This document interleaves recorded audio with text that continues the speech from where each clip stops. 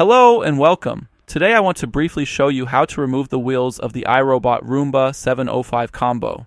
This question actually came up 2 or 3 times under my teardown video for this device.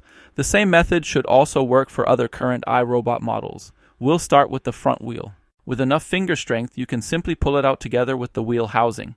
For most people though, that probably won't work, so we'll use a small prying tool instead. In my case, a small flathead screwdriver.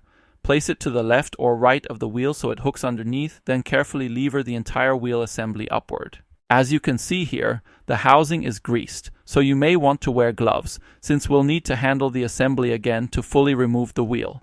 The wheel itself is clipped in quite tightly, so we'll pry it up once more from either the left or right side. Then we can remove the metal pin, clean out any hair or dirt that has collected inside, and put everything back together. When reinstalling the wheel, you'll need to press a bit more firmly until you hear a click for both sides. After that, everything is secured again, and the front wheel can be reinstalled.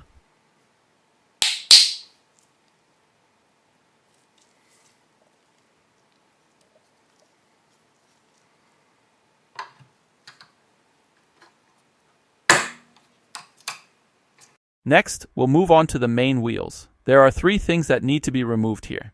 First the connector, then a spring that is attached both to the wheel module itself and to the housing, and finally a metal pin that has to be pushed or pulled out of the chassis.